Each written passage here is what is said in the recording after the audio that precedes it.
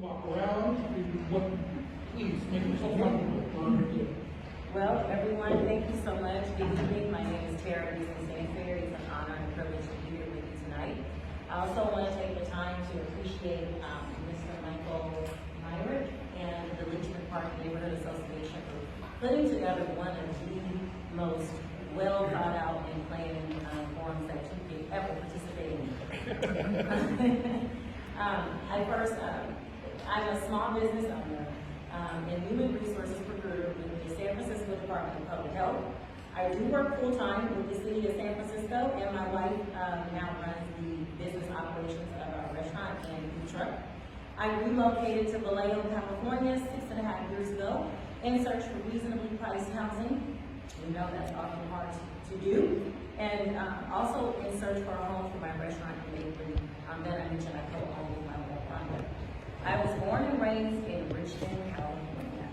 I grew up with a mother and 2 younger sisters at a time when Richmond was actually considered and being the murder capital of the entire United States of America.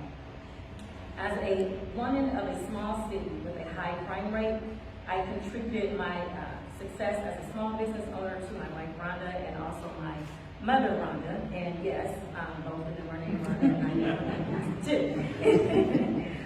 But you know, I attribute to that my success to both of my Rhondas as well as my mentors who always saw my keen business sense, my determination, and my ambition.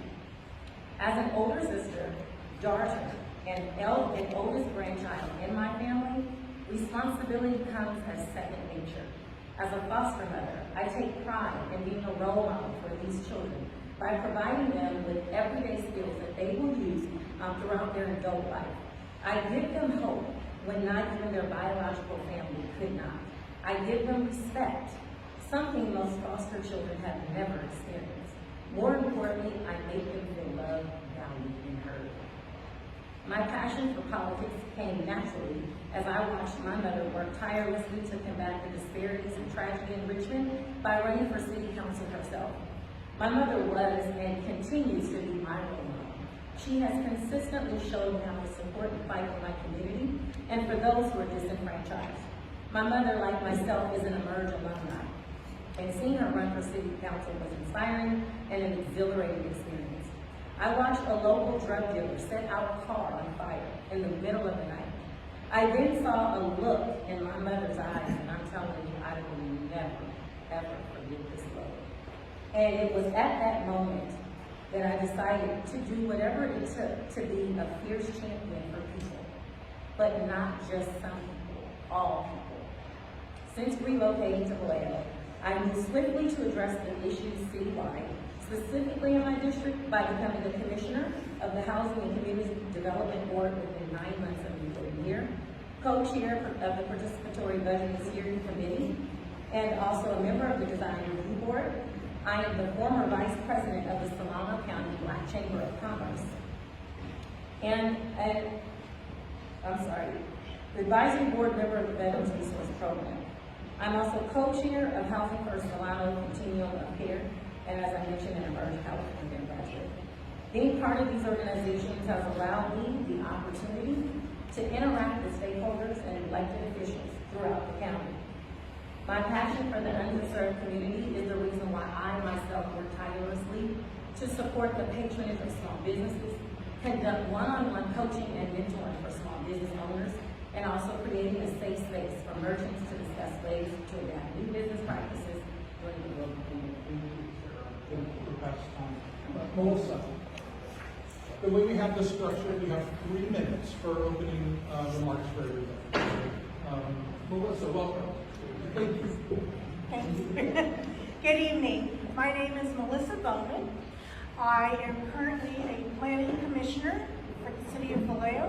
Previous to that, I was the vice chair for the Architectural Heritage and Landmarks Commission, and I also served Vallejo's schools as the district librarian. So I am all about Vallejo all day long.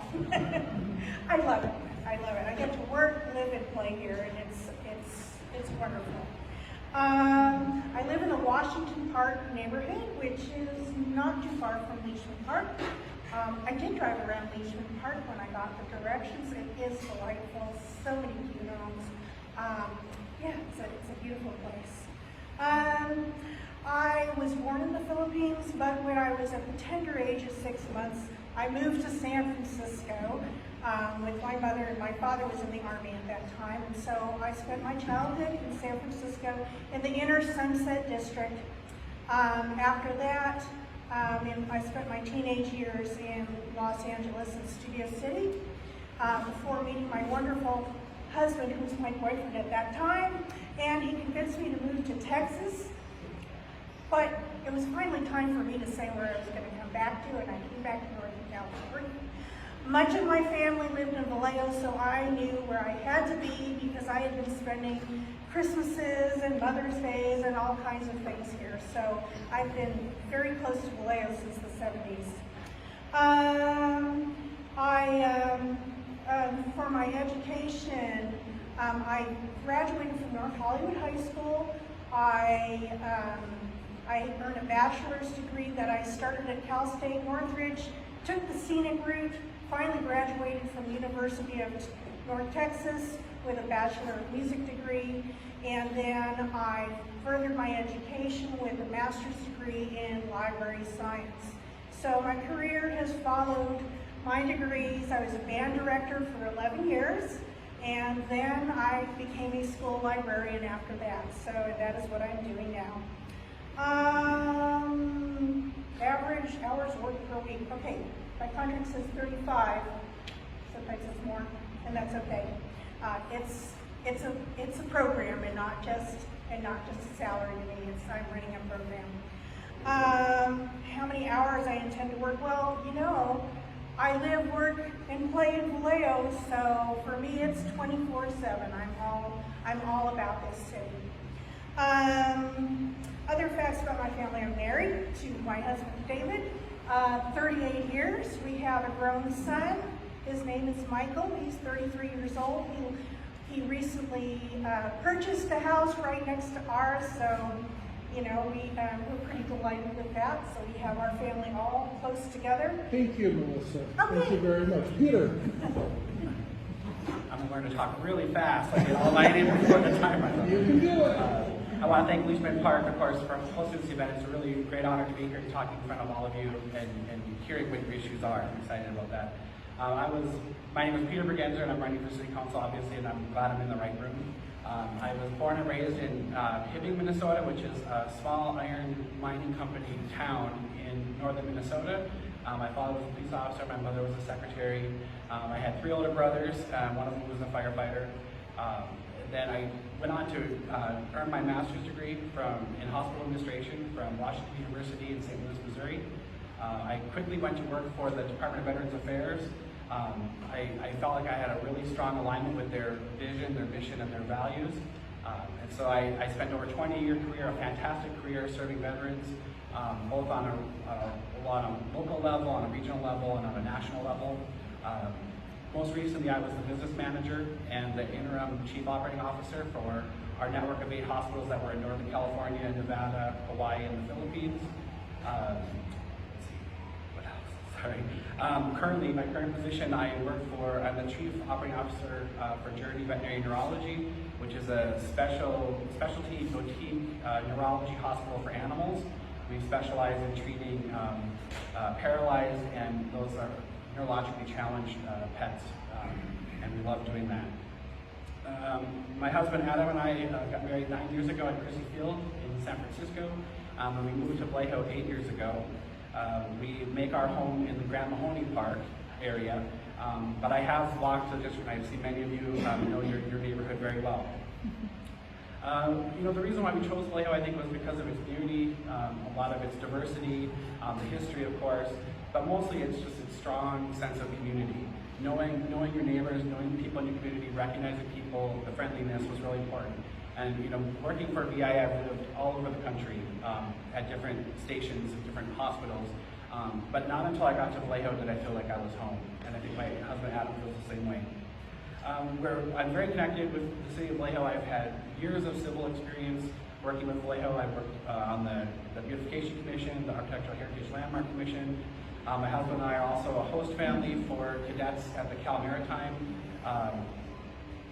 the Cadet Community Connections, I couldn't remember the 3 C's, program where we just, we sponsor a student who comes and we get them connected with community members in Vallejo.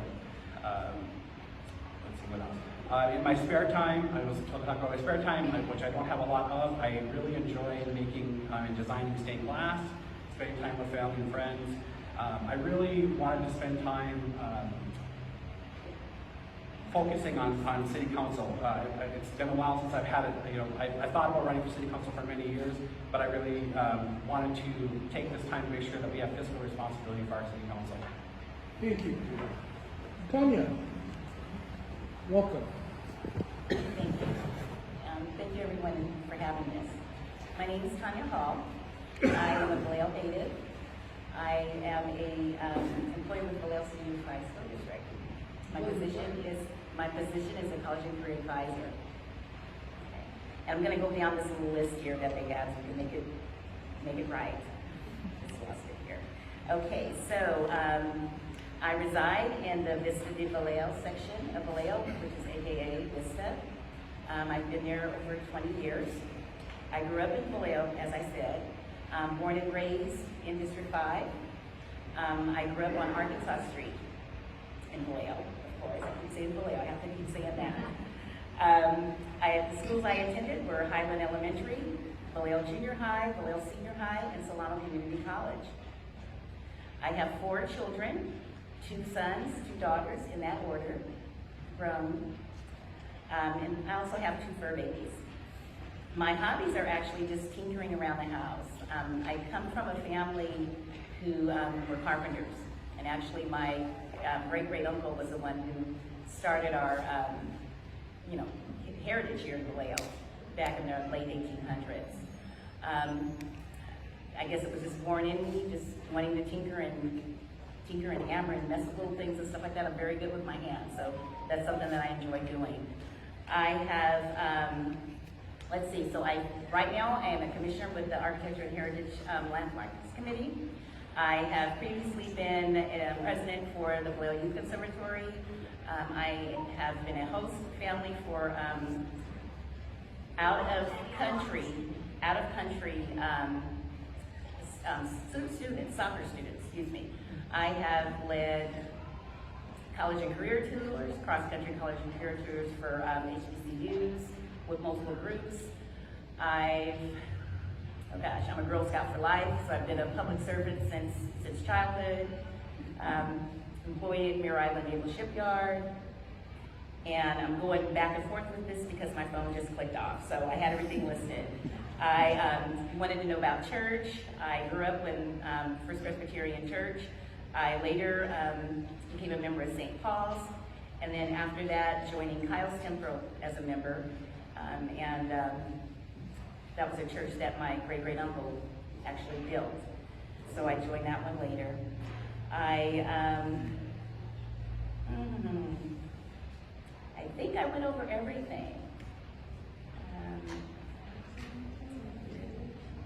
Is there anything else here? I think that's it. And my reason for wanting to run is for purpose. I feel that, as a citizens, we need someone to represent us that will represent us properly. So that's why. Thank you. Thank you, Tanya. Dwight, welcome. Thank you. Good evening, everybody. Good evening. Thank you all for attending and watching online.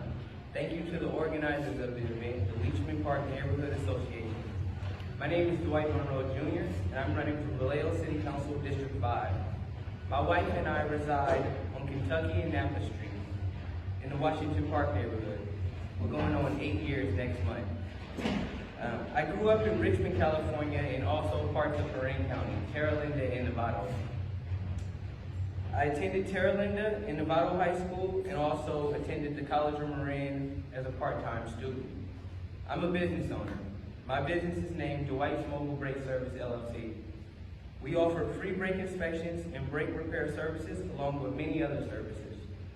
On average, I work about 15 to 20 hours a week.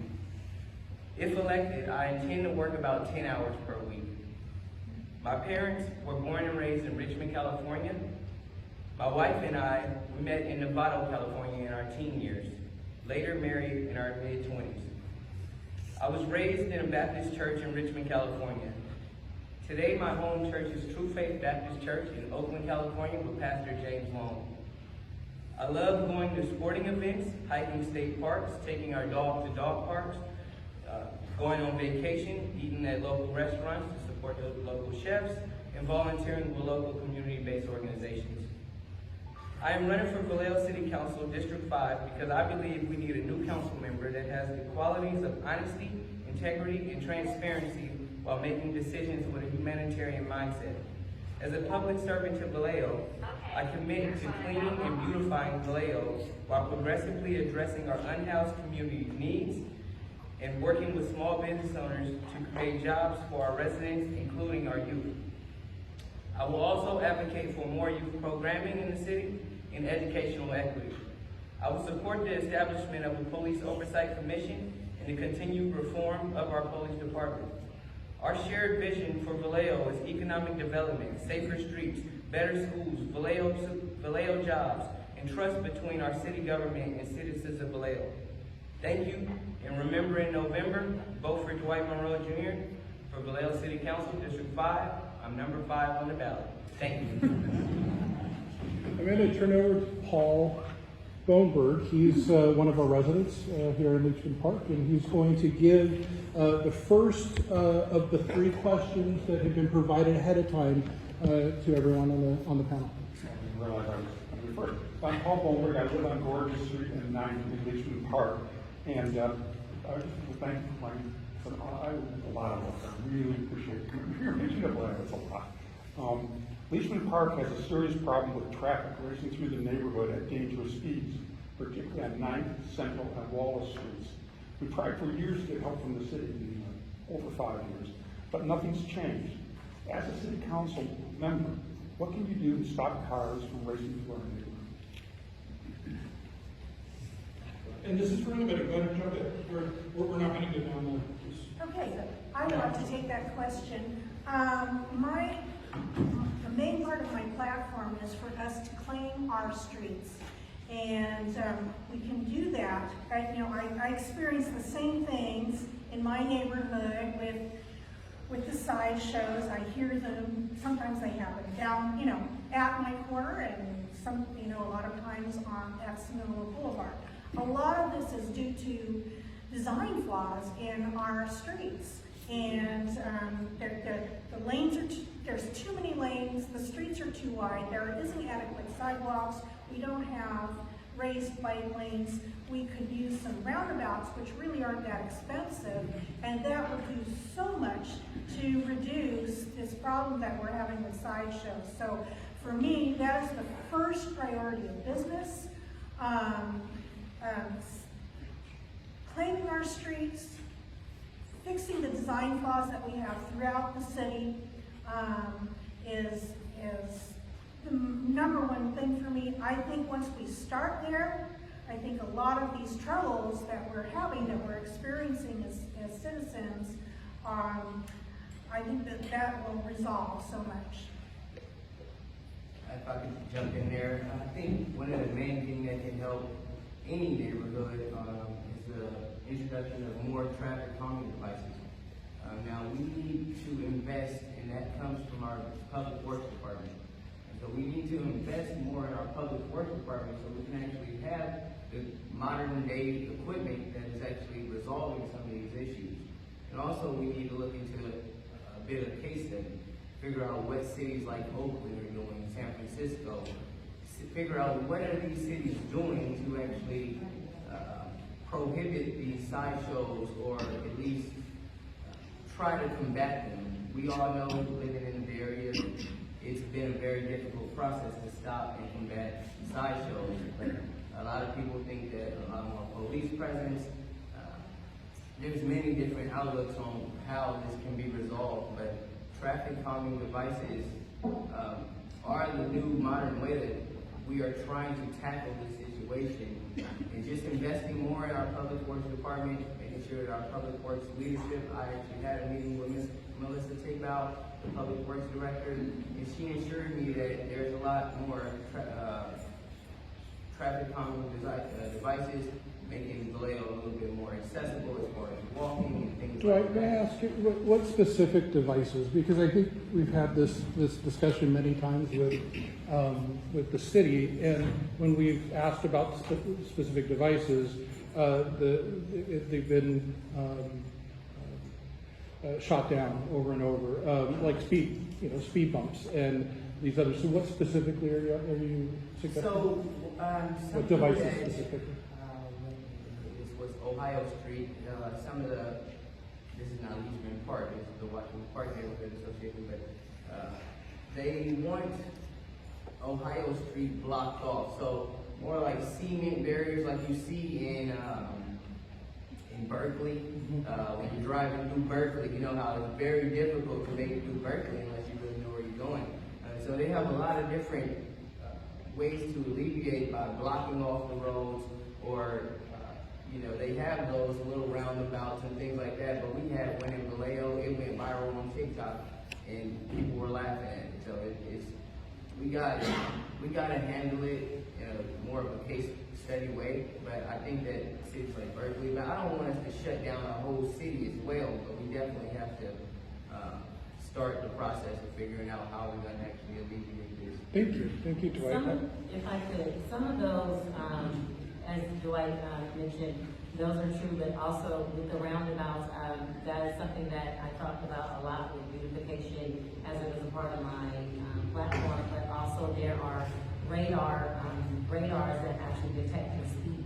And those are in different cities like Dublin, Pleasanton, Castro Valley. And those are the types of devices that we need here. There's also radar signs and speed limit detectors.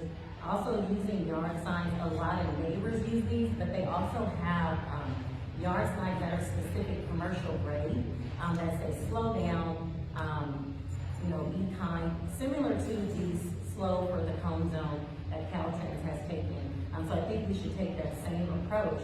And also it's up to us as neighbors, our neighborhood associations, to disseminate the information out to our neighbors so that they are also aware of the issues that are rising. Now, I don't think you need anyone to tell you that people are speeding up and down the street, but it does help to disseminate the same amount of the same information over and over again so that people are cautious. Another thing that they do on Gilmore Boulevard is they painted, in addition to speed bumps, they did paint the actual speed limit on the street. One of the residents, that was really not enough for her to paint on the street. She wants speed bumps, she wants, roundabouts, which I think, are ideal to also deter sideshows as well. Thank you. I'm going to move on to the next prepared question that was provided to everyone ahead of time. Leachman Park appears to have higher air pollution than other parts of Vallejo, according to the purple air monitors in our neighborhood. Appeals to city officials have not resulted in any assistance or even response to our concerns. If you're elected to city council, how might you be able to help us address this issue? Sure, I can go first on that. Thank you, Peter. It's interesting because we've all experienced purple air, that the app, especially with the forest fires and things that have happened in California, the smoke that's happened in all of our homes.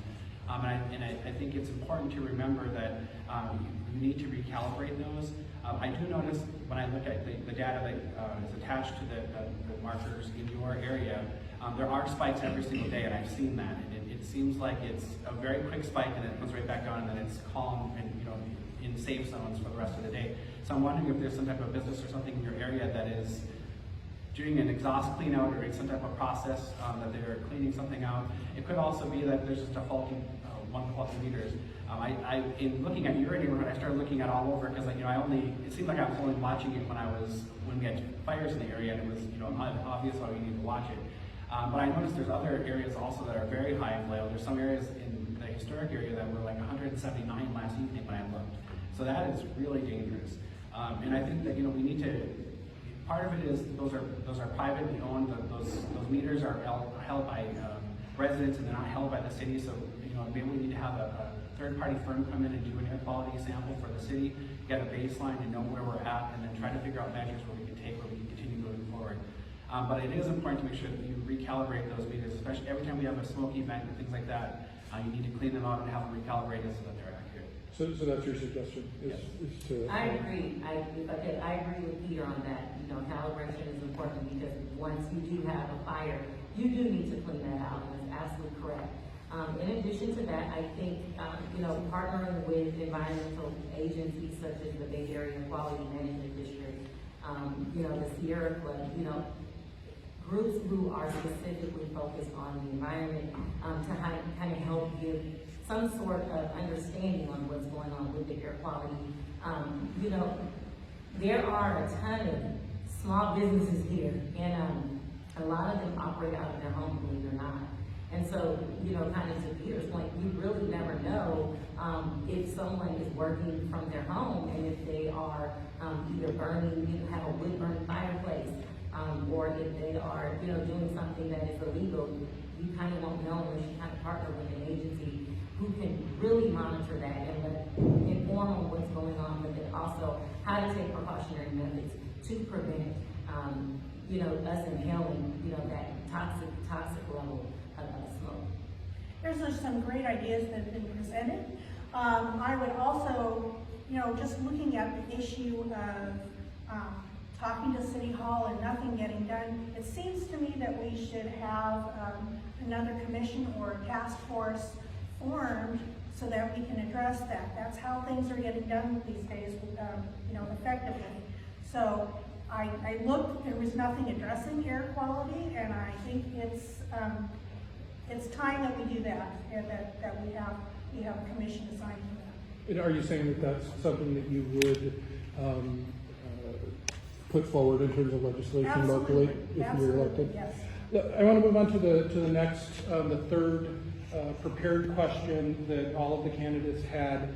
Once you're in office, how do you plan to maintain communication with neighborhood organizations such as ours and other groups, civic groups, for instance, in District 5? Would you commit to meeting with us on a regular basis? How often can you commit to meet with us? And how will our leadership be able to contact you? I think. And let's start over here with Tanya, please. Sorry. Sorry about that. Yes, no, I would most definitely agree with that, most definitely. I think that in order to resolve a problem is to, listen to both sides, to all sides. I would be willing to, at any time, come to the table and talk it out. Yes, thank you. Mm-hmm. We'll take you up on it. Yeah, I'm sorry. No, that's okay. So sorry. I have been looking at how other city officials in other cities handle the communication. And some ideas that I've gleaned that I would like to adopt is having like a little fireside chat prior to the meetings. A lot of the agendas, they're difficult for they take some looking at, and I feel like if we can put it in layman's terms so people can really understand what the agenda is about, that will be very helpful with reaching towards the citizenry. And as far as a regular schedule, I can't commit to that quite yet. That's a bit of a stretch for me, but we can do. I can say that we'll do it as needed because there's other neighborhoods who, obviously this is a very active one, but I don't want to say, oh, I'm sorry, I'm meeting with Leachman Park, but I cannot meet with you, Washington Park, because, So you're saying you can't make a commitment? But I can make a commitment as far as the frequency. Let's What about once a year? figure that out. I'm sorry. Once a year? What? Oh, well, I would think more often than that. Okay, yeah, so. At least once a year, sure.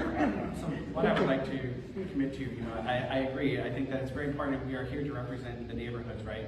I think it's very hard to get a count of how many actual neighborhood associations there are in District 5 when we looked at the National Night Out, I think we found 11 in our district, and we attended 9 of those to try to meet as many people as we could. So I think realistically, I think, you know, having one neighborhood per month meet with me would be a fantastic. Attend one of your meetings once a month, and then maybe quarterly we could have all of the neighborhood association leaders come together, and we could just have an hour or two where we could sit down and talk about broad issues across all of the neighborhoods associations, and that's something that I certainly could commit to. I would definitely be available for you guys at least once a month. I believe it's manageable. You know, we could find a day, you know, make it work once a month at least.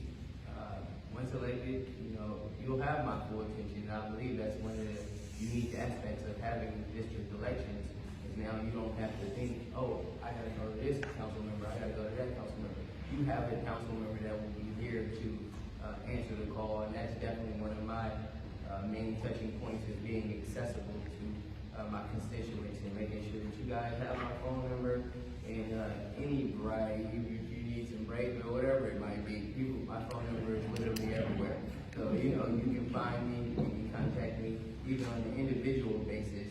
You know, if we didn't have to meet with the whole Leachman Park Association or just the leadership, whatever would work, I would always be willing to accommodate that time. Thank you. Thank you. Sure, I'm sorry for, No, please. okay, no. Thanks for jumping in. I'm a public servant, and one of the things that comes with being a public servant with the city of San Francisco is they do promote you to work and serve in your own community. And so I am afforded the ability to take some time and carve that out with a special accommodation. And so that is open for myself, and I've taken that luxury. In addition to that, I think that is really key to stay organized. So I do have an assistant that I'll be utilizing. But in addition to that, I would commit to once or twice a month. I think it's vital to keep the line of communication open. You know, the reality is that I'm not going to know what's going on in every single neighborhood, because I'm only one person. And I live in Washington Park,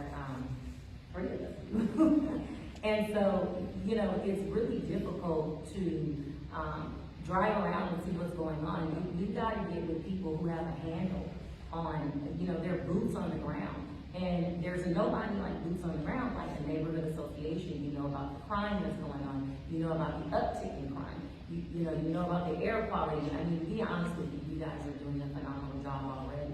And so to me, I'd love to meet with you as often as I possibly could, because you guys actually have a hand, your hand on the actual issues that are going on in this city. And that's what we need. We need partners who are going to inform us of what's going on at all times.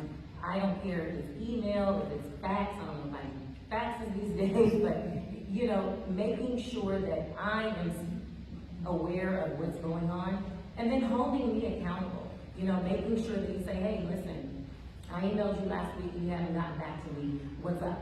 You know, that's my communication style. And so I'm no respected persons, and, you know, voting me in is, I owe you that, I at least owe you that answer and that phone call and that email return. Thank you. A lightning question for Tanya, your favorite music artist. Quick. Too hot. All right, there you go. Dwight, are you familiar and experienced in parliamentary procedure? Yes or no? Yes. Good. Peter, your most inspirational criminal. Oh, Jeffrey Dahmer. Are you watching that? Okay.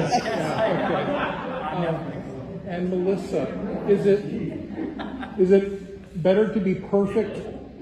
Is it better to be perfect and late, or good and on time? Good and on time. Okay. And Tara, who's the smartest individual you know personally? Ooh, my mother. That's a good answer. I'm going to turn over to Sarah Stroud, who's on our board, and she's also one of our, we're lucky to have her in the neighborhood, one of our first responders, and a firefighter.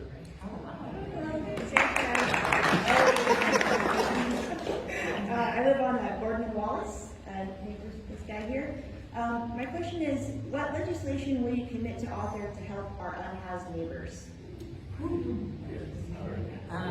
So I currently work with Housing for Solano, and that is the whole existence of the entire board.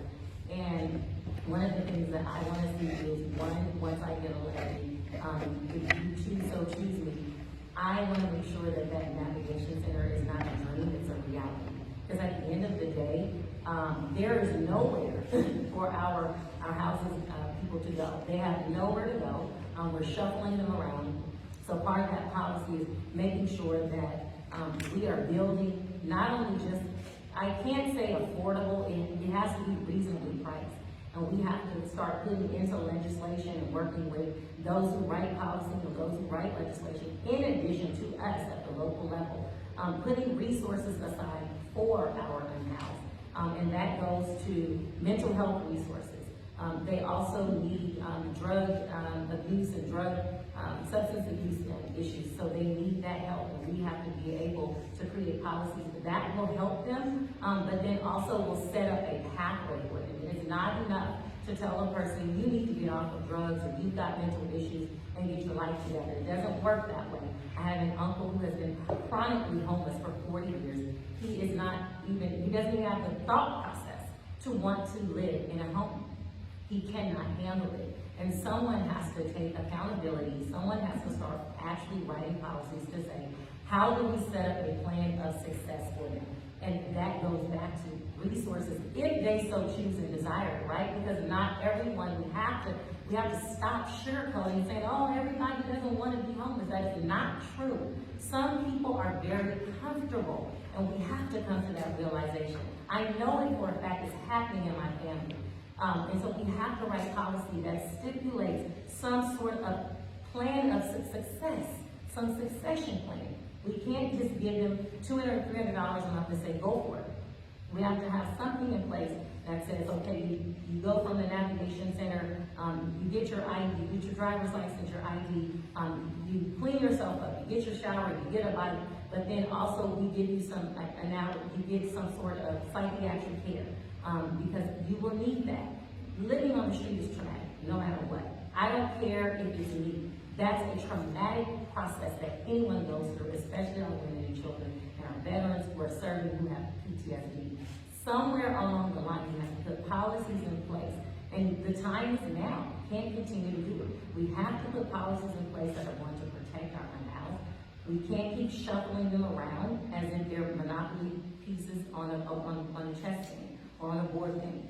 So putting some policy in place that says, this is how we are going to treat our homeless veterans. This is how we treat our homeless mothers. This is the process for treating our homeless population, period. I'd like to jump in there. Definitely, we must get that navigation center to fruition. It will house annually almost 500 people, who I've read reports wise. So getting that off the ground is very essential to actually redeveloping even the downtown area. Because as you can see, just feet from us, there are people literally encamped beneath us right now. So it's definitely something that we need to address as a community. And I believe this community is very sympathetic and very, hearts are full. People really want to help. And as Ms. Tara mentioned, some people are in the mental capacity that they truly do enjoy living independently. I've seen it in my family as well. But that's no excuse. We still have to we got to stretch every resource we got to make sure that we can get these people back in a stable living condition where they have the right to brush their teeth in the morning, wash their face, and just wake up happy. It's something that's very vital to me.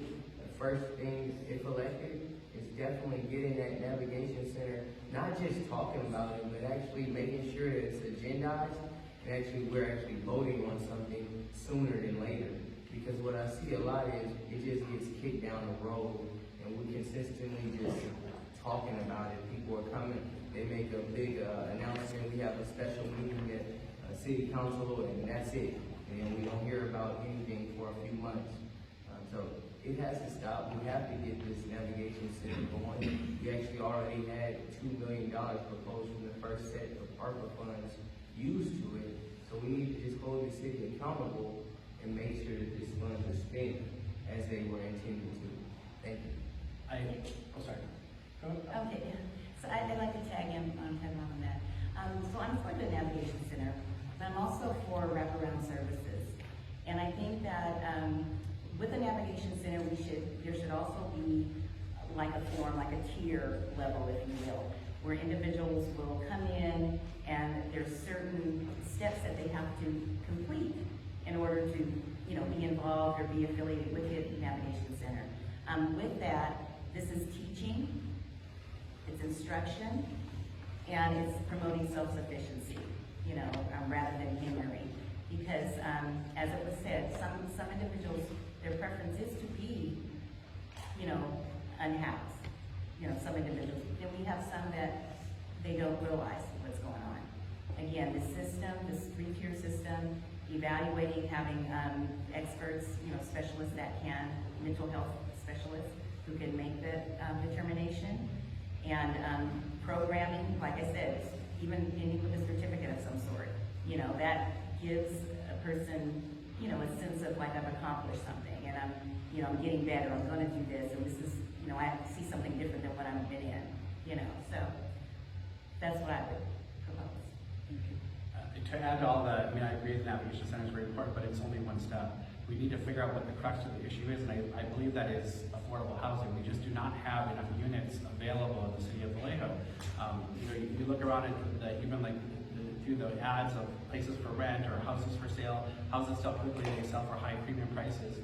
We need to look at getting long-term housing for people, not just short-term beds and stays. There's not enough in the county, of course. So, what I would propose is I would like to see, maybe the city do like many other cities have done in the past, and we waive some of those building permit fees that are required as long as you're building multi-dwelling units. Walking through the districts, I see every neighborhood has empty lots. There was a vacant home, there was a home there that burned or was been torn down. So, if we make that space available and make it cheaper in process for contractors to do, we can do equitable housing, in terms of making sure that we have, a certain percentage of those units are being built to be lower income, middle income, and higher income, so that it's more affordable to live in Vallejo, because there's a lot of people who are living in their cars, who have full-time jobs. They're not all, just living and living on the streets. They have jobs and they just can't afford to have a place to live. So, we need to start that cycle. We've not had a building boom in Vallejo in many years, and I think we need to start filling in all of those empty spaces that we have and have some wiser land use in our city. I'm going to turn the floor over to Gary. He's our vice president for Leachman Park, and he has some questions. Yeah, in 14 years I've been in Vallejo, it seems like the police department has been an ongoing source of grief to the city. And so what I'm asking is, by original plan, would you try to implement to make the police department more accountable to the citizens of Vallejo? And why was your plan work when others haven't? Who wants to take it first? Yeah, so Well, regarding the police department, what plan did you propose to implement to make the police department more accountable to the citizens of Vallejo? Dwight, if I could start there, if you take, for example, our current police department at Amador Street, I was there last Tuesday. It's really no customer service. Like literally zero customer service is what's going on there. And it's attitudes, it's different things, it's nasty dispatchers, everything that we hear when you call in on maybe a sideshow. But the main thing is we gotta take care of this police department and make it more accessible to the community as far as a public setting where it's actually, it looks more welcoming. Our current situation that we have there is just very, I don't even know what to call it, elementary, you know what I mean? You literally just walk up these stairs, you're looking into this glass. It's just not friendly, it's not appealing, it's nothing. You know, it truly is disheartening. I was there just recently, and you're just looking, you know, and then people are not even trying to communicate with you. They see you out there. You have a plan or an idea about how to make this, how to turn Yes, it so- around and make it more, you know, make it more accountable, more, you know, so that some kind of oversight, what kind of oversight is there? Well, as far as the oversight committee, that's something different, but as far as my understanding to the question, holding them accountable, I'm thinking more of an aspect of accountability of we come to the police station and we actually get a response, or we actually get something done when we show up to the police station, and not get to run around or have to call this little silver phone outside and then get to somebody. So what I would propose is actually you would need a much bigger and better public area for the residents to come into the building, a little bit more accepting, you know, maybe offer tours, things like that to build trust within the community so we can actually feel that when we go to the police department, we actually feel that it's going to be worthy of going instead of just going to the police department and hoping something, you know, good happens after. Okay, first and foremost, the location of the police department as it stands now is central. It's centralized in Vallejo. It was put there for a reason in the beginning. I know a lot of it is going with this changing over down to 400. Okay, personally, I don't agree with that. But what I will say is our police officers are human just like us. And I don't know about y'all, but lately we have seen some improvement with, you know, at least visibility. I mean, they're out and, you know, they're out, okay? We haven't heard all the negative stuff that we heard prior. I won't bring that up, but, you know, things are looking better. And as far as incentives, I mean, as far as keeping and maybe getting the morale going and helping get things going better, it would be incentives. Okay, we have police officers who, you know, cadets who graduate, and they have in mind, I mean, look, it's Vallejo. It's this negative image or this negative attitude because of what the citizens are putting in on them. You know, and I actually talked to 3. I'll be honest with you, I talked to 3, and I asked how they felt, you know, and this is what was told to me, you know, and I see it. So, anyway, I would say just, you know, looking at them as citizens just like us, you know, treating them with respect, and also just, you know, knowing that they're trying to do what they're trying to do their job. They're trying to do the job for many with just few, number one. And when, you know, they're hearing all this, oh, we're this and we're that, I mean, what do you expect? They're not gonna be that productive if they're hearing all this negativity.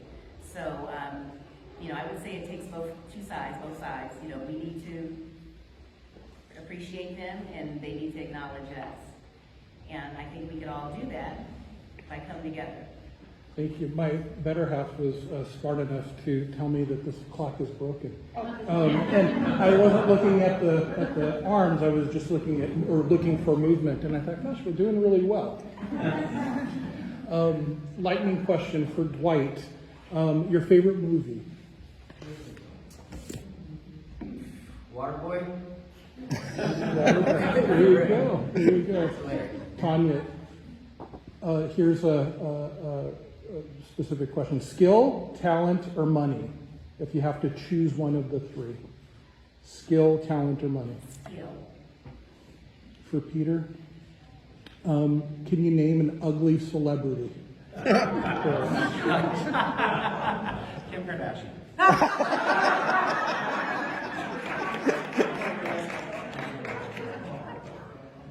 For Melissa, what's one thing that you own that you should throw out? Nothing. What did you say? Oh. Old clothes. We all have those. For Tara, the most used app on your phone. Maybe Federal Credit Union. Oh, look at you. You were right there. You were right there with it. I'm going to turn it over to Robert, who's also on our executive board. Good evening. Thank you for coming. Appreciate it. What is your solution to develop public use of former Franklin Middle School? What is your specific plan to make it a reality? So, I'd like to answer that because being the district librarian, I got to move a lot of books out of there and spread them out. So I do like what's going to happen with Farragut, where part of Farragut is going to be used for helping our homeless have a place. So I would like to also see Franklin used for that purpose. I mean, there's rooms, good sized rooms and plumbing and all of that, and you know, as a central location for people to also get services. I think you could get a very nice little community there to give people a hand to improve their situation. I would like to see it used for youth programs. I feel like we do not have enough activities for youth to do in the city. I feel like, you know, we have one skateboard park and that is it. There's really nothing for students and kids to do in the city of Vallejo. So I'd like to see all age groups have some type of activities or some type of programs at that location, what was formerly used as a school, so that they have places to go, things to do after school, things to do on weekends and during the summer vacations. I mean, I would definitely tune in on that. To be honest, I am not familiar with exactly Franklin Middle School. You said middle school. I'm not sure exactly where that is, but It's right in our neighborhood, off of Wallace and Stark. And I mean, it's a huge. is that where the giant soccer field is? Yeah. Okay. Yeah, and we've got a PAL right there in the corner. I recently seen a Vallejo soccer PAL soccer tournament there recently, so that was a great use of that. So kind of looking to what Peter mentioned there, definitely exercising our rights to use these facilities for more recreational events. The youth, they literally do have very limited resources. GBRD, they say they do all they can, but honestly, I don't feel like they're getting the information out enough to actually support these children, because a lot of these kids are just sitting at home playing video games and doing different things, when there are different resources out there that GBRD does offer, but they're just not really exercising that, you know, really being transparent enough with this information, getting it out there. But back to the school, definitely, I'm looking for a YMCA or something to pop up here in Vallejo. We need to start really thinking out the box and really figure out if we really want to put our attention and invest into our youth, because every other major city has a YMCA, Boys and Girls Club, that's not just community funded. I'm talking about there's grant, state, and most likely federal grants for YMCAs and stuff like that. These are major corporations. They come to communities to deliver services specifically for the youth, for the elderly, for people who, you know, need these different resources. So we gotta start thinking out the box, figure out how can we get a YMCA here, or, you know, we close 24-hour fitness, anything that would actually get kids involved, that involves summer camps and programs and different things on the regular basis. So we definitely need to turn every school into some sort of activity or recreational centers. What I would go for, definitely. Thank you, Dwight. I'd like to turn over to a special guest that we have this evening to present a question that affects all of our youth in the city, and it's dear to our neighborhood as well. He is a leader in the community. He's civic-minded, and he endeavors to always be involved in the goings-on here in the city. Joseph Keaton. Oh, thank you. Good evening, candidates. So, studies have shown that Vallejo Unified School District, that queer ninth graders are over twice as likely to feel hopeless or have chronic depression than their hetero counterparts. They are also 8 times more likely to smoke over 3 times more likely to vape. So LGBTQ plus youth use tobacco more because of the additional stress caused by the discrimination they face in their daily lives. 45.5% of the Vallejo stores visited by state enforcement agents in 2018 sold to an underage youth collector. And these stores continue to sell flavored tobacco and vapes, including cheap cigars, for as little as 99 cents for a pack of 5. So, Benicia and cities and counties all over the Bay Area have adopted tobacco retail licenses and that require prices for tobacco and stop the sale of all vape products, among other policies to protect their youth. Tobacco retail licenses also require meaningful penalties for retailers that sell to youth and have been shown to be effective at reducing illegal sales rates.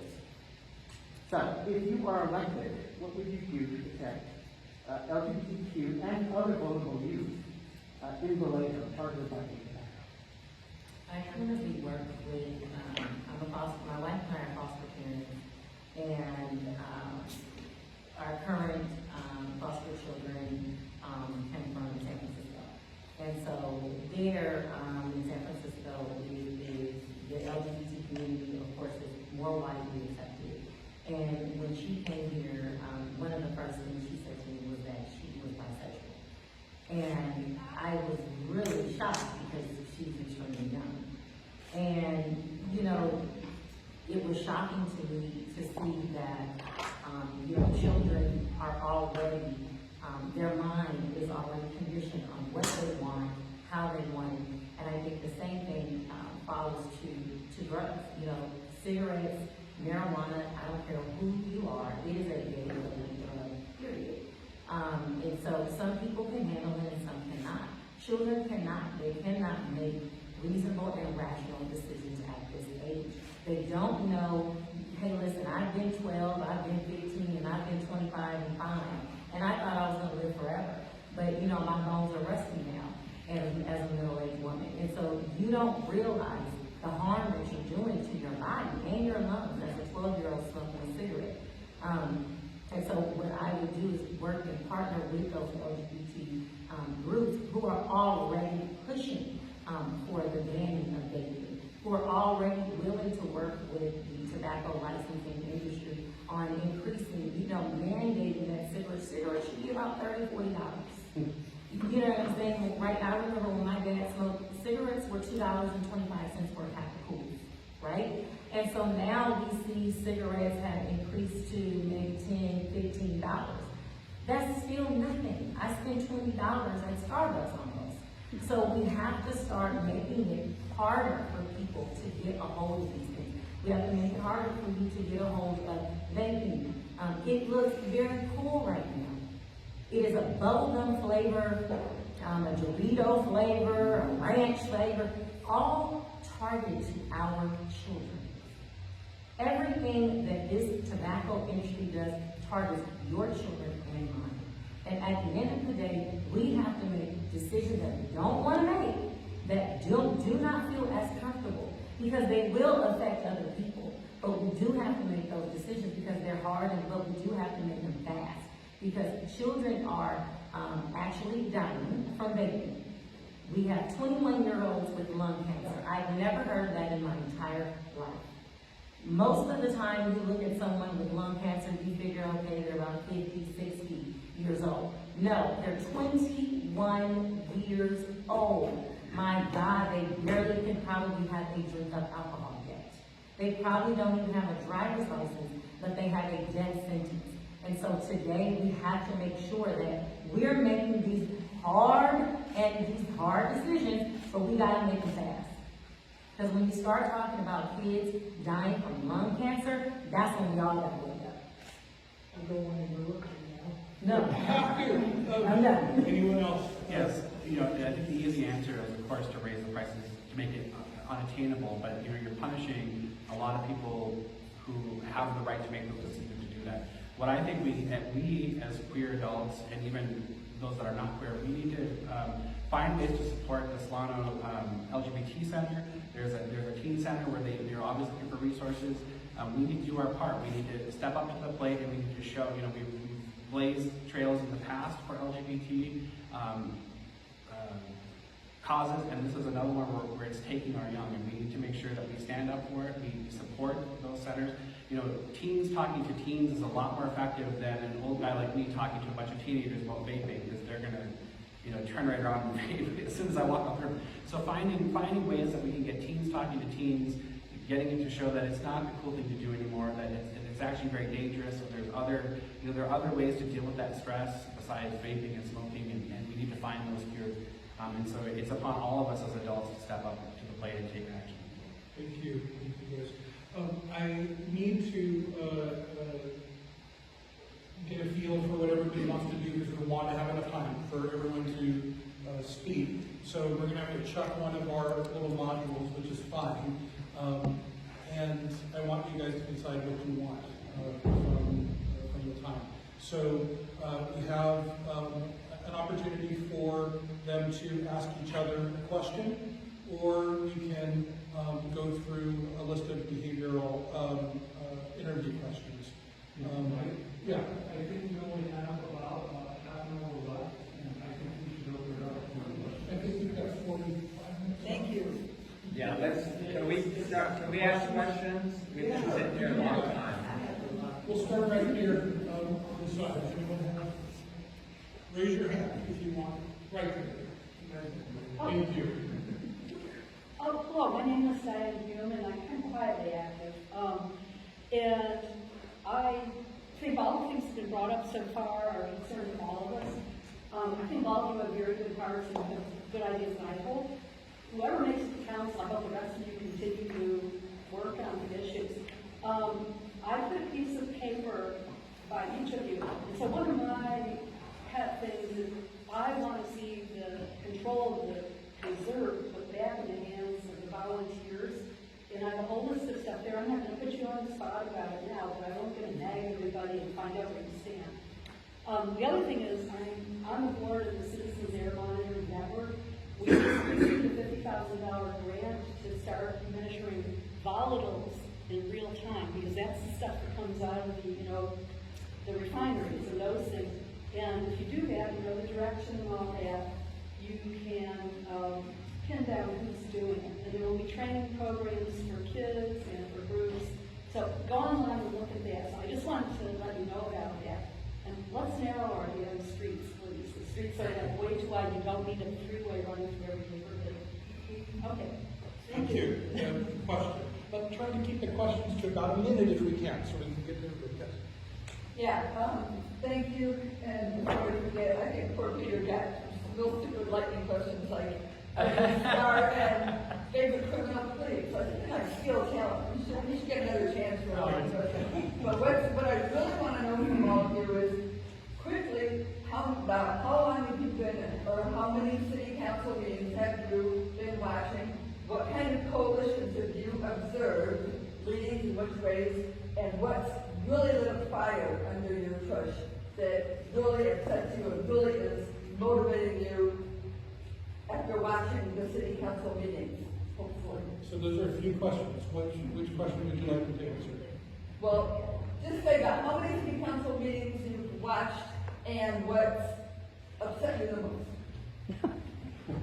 Okay, I'll start there. I've been watching and attending city council meetings. I've been here 8 years, at least 6 years strong. Where I'm always in person. It's very rare where I'm just watching online. But I like to go sit there. I have nothing else to do every other Tuesday night or every Tuesday night with the special meetings. So I attend pretty much every meeting literally for the past 6 years. And obviously we went through COVID, so you had to watch Zoom for some time. But as soon as we got back in March, I believe it was March, I've been there. So I really enjoy attending the city council meetings. What really gets me under fire, I would say, especially in my earlier years of watching city council meetings, just going up there and see people go to public forum, and then people just staring at them, and like really no emotion or no sympathy. It would be it's very sad for me to see people go up there and pour their hearts out, and it just seems like people just give me a blank stare. It just didn't really sit comfortable with me, and I knew, you know, my life has been dedicated to public service for some time now, so I observe these things, and I just want to be a better candidate. I want to be a better person up there for you guys, just personally. Please. I think she wanted. Should we all answer? Yeah, I would love for you, really quickly. Okay, so as far as city council meetings, I have to be perfectly honest with you. I have watched them online. Most recently, I have not attended any in person. And the thing that gets me the most is the lack of, I guess, staying on track, if you will. A lot of blank stares and a lot of questions not answered, the concern for the citizens. So that bugs me. And I'll be honest with you, it's been a lot of just looking at it and just saying, all right, can we do this anymore? So, like look at it. And I want to add too, this is all new for me too. I haven't, this city council journey purpose is extremely new for me. It's only been several few months. So this isn't, when it came to city council meetings before, I only went to city council meetings when it was a specific, agenda that I wanted and had something concerns about. Other than that, I'm usually, volunteering or in some other committee within the city. So, I didn't really participate in it. So I either attend them in person, my husband and I both, or we watch them online because they go so late into the evening. You can tell by the agenda whether it's going to be an in-person meeting or whether you're just going to sit home and watch it. And I think the thing that strikes me the most about at least the current city council is the lack of decorum, the lack of respect that the city council members have with each other. You can see it on their faces, you can see it in their reactions to each other and how they treat each other. And I feel like we can't move forward. And you see so many things come up before the city council, and it's a divided council, and there's no right in between. There's no sway votes. You can already tell when the item comes up on the agenda how each person is going to vote because it's very predetermined. And so I'd like to see a more decorum used on the city council, more civility, treating people with respect, and working together. We're here to represent the residents of our districts, and we're not here to represent special interest groups. So there's no reason why we shouldn't be all in this to see what happens, what's best for Vallejo, not what's best for the special interest groups. Right, so being on the planning commission, I was told early on that it's best not to attend them in person so that we don't have a perceived conflict of interest. But prior to my appointment, I used to go pretty regularly, so I will watch them online and that kind of thing. The thing that bothers me, is uncivility towards each other, whether it's between people on the dais or between the audience members. I mean, I think now we understand parliamentary, as a city, we've come a long way in the last decade. We now understand parliamentary procedure, and we know how things are supposed to go. It's a constantly evolving education for our citizens and our city council members as well. But we're getting there. But it's civics. We're supposed to be civil. So that is what I hope to bring to our city council meetings. I attend the city council meetings regularly in person. I attend regularly online if I have a conflict, which can happen. But most of the time, I try to be there in person. I am old school. I still write on a pad and paper when I'm there. And one thing I have to say is that, and this is no disrespect, but whenever I am at city council, I see Dwight are beeline. We're either walking in at the same time, or he will have just gotten there when I got there, maybe 2 minutes before. You know, I see him a lot, and so, you know, that means a lot to me to see us out, to see us participating and taking this very serious. One of the things that really chops my hide is this elitism and this status quo that we have there. And I think it's high time that we get some plain Jane regular folk up there who have lived experience. I'll leave that. Who what? Lived experience. I'll leave that. Thank you.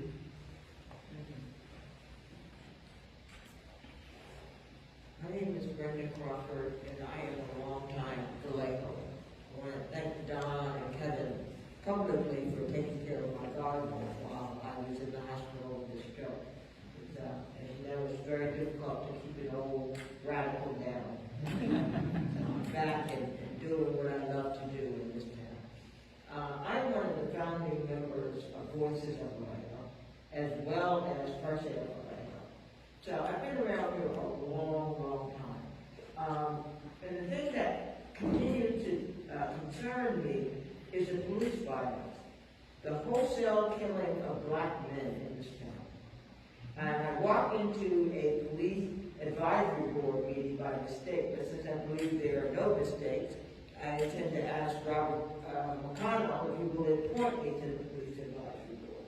Probably won't, but I'm going to ask. So the thing that I want to know is, what do you intend to do about the amount of police violence in this town against black folks? The other thing is, Vallejo has always touted itself as the most diverse city, one of the most diverse cities in the country. Look around this room. It doesn't look all that diverse to me.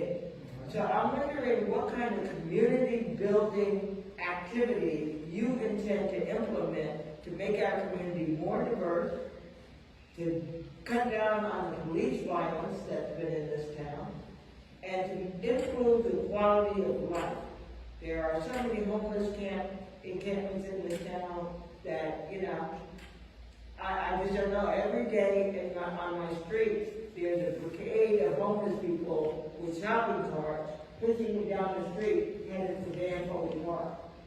So I want to know, what is your intention about decreasing the number of homeless people in this town, about cutting down police violence in this town, and about building a more diverse community in this town? Thank you. Well, thank you so much, Ms.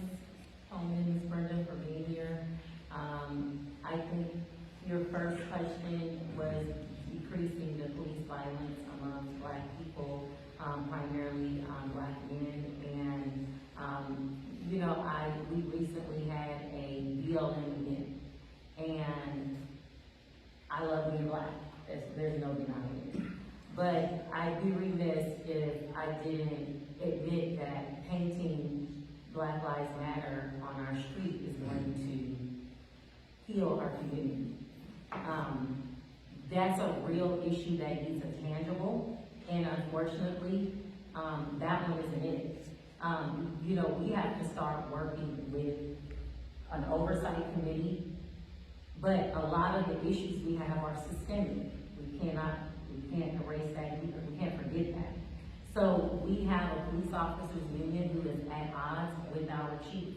That should never happen publicly, but it did. And so now we have a black eye, right? And so everybody's looking at Vallejo like the joke. And so unfortunately, I personally feel that police officers, they should be financially responsible for these litigation lawsuits.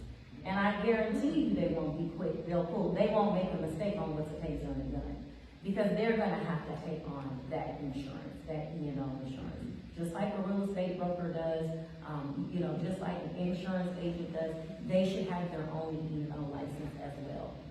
In addition to that, your next one, our chief and our police officers union, you know, somebody has to go. Who that is, I'm not at liberty to say, but unfortunately, we can't have this discord. It is causing discord even between us as residents, as citizens, as friends, and as neighbors. And that's when the buck has to stop. You know, we can't keep perpetuating this type of behavior. The homeless issue is bigger than you, it's bigger than myself. I think we've all come up with really good ideas, but at the end of the day, you know, someone said, and Peter said it, you know, it's about building reasonably priced homes. I don't think anything is affordable because we make a different salary, right? So what's affordable to Melissa is not affordable to you, vice versa. So we do need to build reasonably priced homes. We do have to come up with a succession plan for those who are homeless and who want to live in a home. We have supportive housing projects that are underway. Do we have enough? No, but thank God that is a start. Your third. Okay, sorry. We're following behind with our title. Sure. Yeah, I'd be happy to jump in. You know, starting off by saying that my father was a police officer, so it's very near and dear to my heart about the police issue.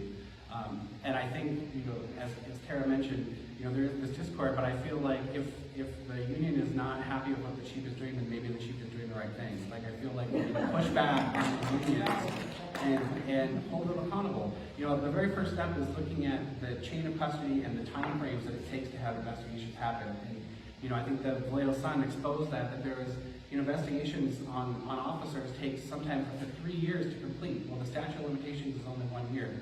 So you can't punish that officer for doing something wrong when it's taken that long to actually go through that whole investigation. So we need to hold to those time frames. We need to hold people accountable in a very timely manner so we can take action. The chief can take action when action needs to be taken on those officers, and we have them removed, absolutely. And again, my philosophy with homeless is again, like Tara had reiterated, that we need to build more housing. We need to have more housing at the units available so that there's places for people to go. We can't just put up a tent or some type of small community for temporary beds, because it only puts people in beds for the night, and then what happens tomorrow? We've got to come up with a better plan. And I'll keep it short.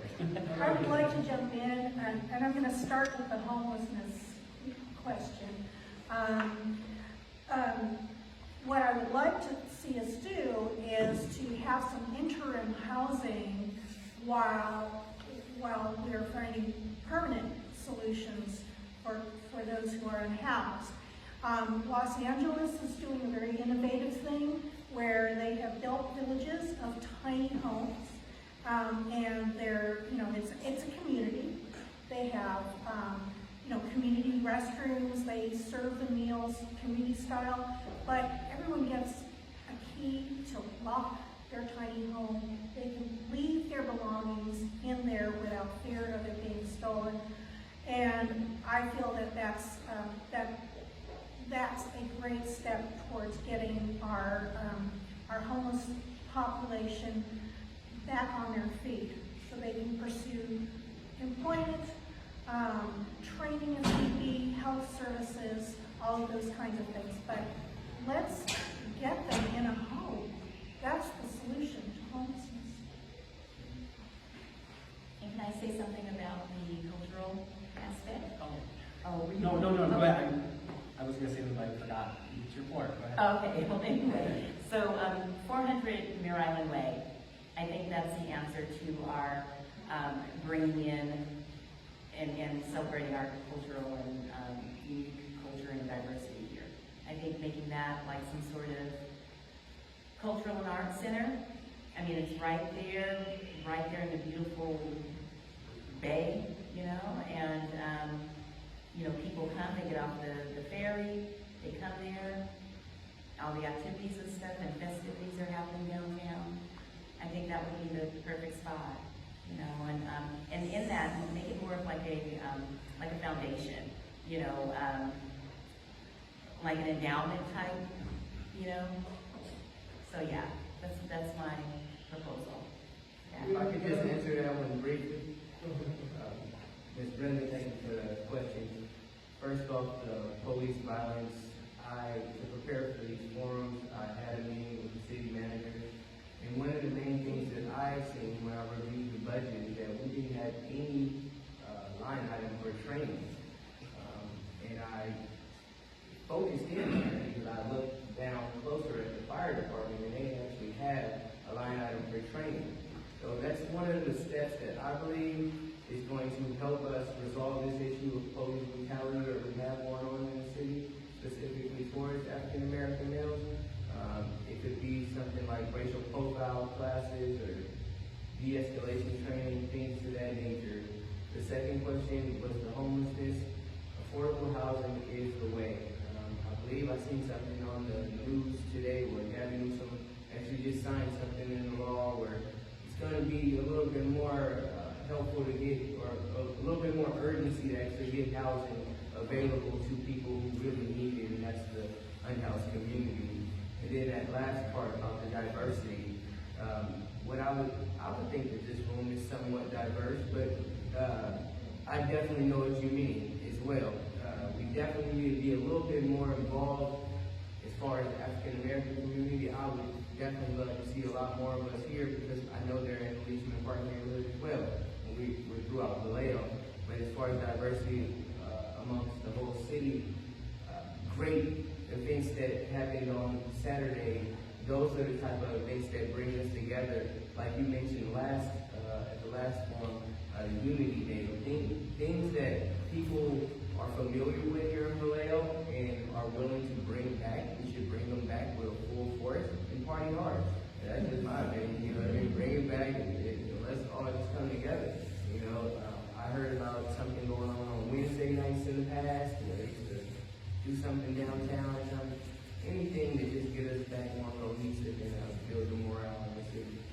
Thank you. Thank you. We have a question. Hello, I'm Eric Murphy. I'm in the Northern Part of the District. I want to thank the Leachman Park Neighborhood Association for putting this event on. And all of you for your hats and ring. I think we all know that we all live here. We pay our mortgages, I suppose. We pay our rents. We pay our utilities. Taxes. So we pay our garbage bills. So we all understand that homelessness is not a crime. Is that correct? Yeah. Homelessness is not a crime. But garbage is. Garbage. You pay your college unit, take up the garbage. These folks, unfortunately, some of them have chosen their life to live on the street. That's their choice. Well, I just want to use their garbage. No, I think you do understand what to do with your garbage. Unfortunately, some people don't have the capacity to deal with holding on a job to buy and pay for that affordable housing. You gotta have a job to buy a house, to make it affordable. You have to earn money. How do you earn money? You do work, you do labor, and you're compensated for your labor. Whatever it is. There is no job that is not. They're all honorable, respectable jobs. Whatever you do, you're making a check, you're getting 27 cents off every dollar you make, goes to the public give. That's federal income tax. The rest of it goes to all of us. And we're all going to spend our money on programs that we are paying through the notes for to live in this city. It's some garbage. Can I, if I could? Go ahead, please. How would you like to address the garbage issues for our things that are unhoused? So that affect our lifestyle and our freedom to enjoy the lovely city for over it is our responsibility, just as it is my responsibility. Dwight, Melissa, and I are also a part of the Neighborhood Park Association. And what we do once a month is clean up the place. It is my responsibility. It may not be yours, but it is mine. And again, it is my responsibility, and I'll hold myself accountable to that. Doesn't mean that everyone has to do that, but I will do it, and so will these other two. And we do it consistently. You know why? Because there was a time when I was poor, piss poor. You understand? Piss poor. My mother made $30,000 a year with 3 children and still paid $400 mortgage. Still, we were piss poor. And somebody helped us out. It is my responsibility to help you. It may not be yours, but it is mine. Just to give you a view into what we do once a month on Saturdays, I started picking up garbage on my own because any of you been on Ohio Street, know, it's kind of central to anything. If there's helicopters, they're going around the house. So anyway, back to the garbage. You know, since I've been doing a lot of volunteer work for the city, as an architectural heritage and landmarks commission, and then later on the planning commission, which I'm currently doing now, you know, I just looked around and I was like, when is the city going to be doing anything? And I went, oh hey, I'm the city. Okay, I'll get my little bucket, I'll get my little tweezers, and I just started cleaning up. And you know what? It did help. A lot of people didn't. I mean, I scolded people. Oh my gosh, I can't believe it. But I started scolding people. Like, don't you put that there? Well, then you know, I don't know. They would say whatever they were going to say. But then the next time I came out, you know what happened? They said, hey, can I use your bucket? I've got some garbage to put in there. It happens. So I think what we have to do is we have to affect our environment. And oh gosh, here we go. I'm going to get really corny here. Are you ready? Okay. Ask not what Vallejo can do for you, but what you can do for Vallejo. And you know, it's corny, but I really and truly believe that. So, you know, that's what my neighbors and I do, and I'm sure you guys do the same thing too. Absolutely. So, you know, being on the beautification commission, we had several cleanup days in Vallejo, and I can tell you it's not all just homeless trash. I agree there's a lot of homeless trash in the area, but there's a lot of construction debris. There's a lot of things that we found. We did coastal cleanup just a few weeks ago on Mare Island, and there was tons of broken tile and drywall and all kinds of construction debris right by the water. So, you know, it's incumbent on all of us as residents, to make sure when you have things hauled off from your home and you're paying somebody to haul it off, that you're checking those receipts to make sure that when they go to the dump, they come back with that receipt, you see that it actually made it to the dump, so you're paying for that. But also we need to look at recology, right? You know, we have increased, I don't know, I'm sure you're all aware, maybe you've heard that Recology is convinced to say we've increased our contract to have four bulky item pickups each year. And what surprises me is that very few people are using it. When the Recology presented to the City Council, they talked about how they had 11,000 bulky item pickups last year. Well, you look at the District 5 alone, and we have 23 or 24,000 homes in District 5 alone. So less than half of those people in District 5 use the bulky item pickup, and now we're paying another $80,000 a year, which is being passed on to all of us as homeowners to pay for those extra bulky item pickups. So we better be advertising that, right? We need to make sure that everybody is aware that you have 4 times a year that you can have bulky item pickups. You need to call Recology, have them pick up whatever items you need picked up. We need to also hold Recology accountable to make sure that everyone who has a bucket at their house is notified of this. It's not just the people who are paying the bill, because those homeowners or those landlords probably don't even live in Vallejo, and they're not passing on to their residents or their tenants that you can have these bulky item pickups. And so it's not happening, it's not being used. And it's incumbent on all of us to spread that word and make sure that Recology is holding up to that contract. And I think that will make major inroads to our trash problem in Vallejo. Thank you. We have a question here in the back of one of our... Okay, this is my first time at the City Council. My name is Carla, and I live on Central Avenue.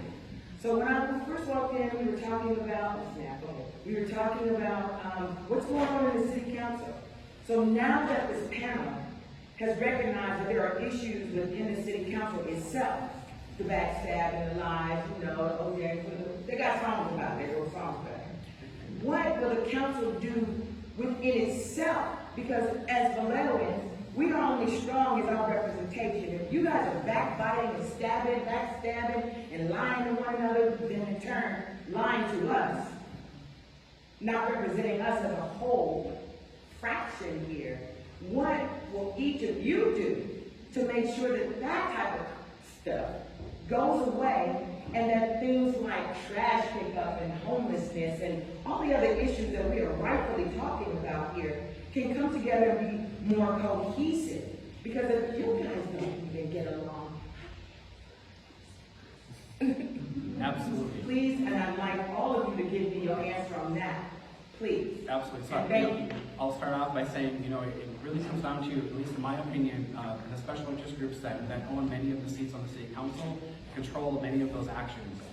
Many of us have sworn off, myself included, to not accept special funding or special interest funding of any kind for our campaign.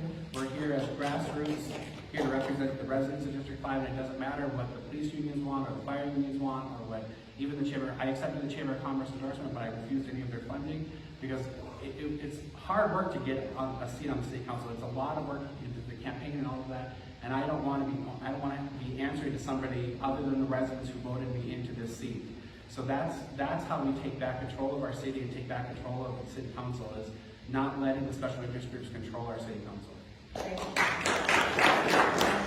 If I could, the main thing that is something that I focus on quite a bit when I'm looking at the goal setting meeting that they have annually, and you can really see the dysfunction that's actually going on. But I always like to think of myself as a team player, somebody who's going to come in willing to work for the team, for the greater cause, and also make sure that I got you guys in my heart with every decision that I make. I feel that everybody should be treating any and everybody with equal respect. If you have disagreements or you guys cannot come together and come to a consensus, you have to be grown adults. This is not high school or even middle school. We have to come together as adults and create that cohesive unit, so we keep in the back of our minds that we're here for a greater purpose. We're here to serve the District 5 and also residents of Vallejo. You can always count on me as be a real team player, somebody who's not going to be in here bickering with people. We can disagree in different things, but at the end of the day, we need to hold ourselves accountable and maintain a sense of professionalism. I also think that I agree with both my colleagues here, but I also feel like, to expect 7 people to get along running a business, which is what our city is, sometimes is not going to always happen. 7 people are not always going to agree, but I do believe that there's a certain thing called respect, just like Dwight said. But I also feel like, people are not going to like me. That's just the reality. You have to. I accept that. It's not an issue. And I may not be wild and crazy about somebody either, but I do have a certain level of respect, and that comes with the territory. You can fuss, fight, just like parents do at home, but when you're out in public is when you have to have that united front. Sometimes you may cuss and fuss in the background, but when you do come and you come all together, you have to be able to make these decisions that are going to affect 122,000 people. Special interest, I heard that came up, and I'm beholden to no one. I don't care if you gave me $100,000. I'll have to answer you. I won't. I'm not going to. That's just me, and that's how I'm set up. Because I run a business every day, and so I know what it is.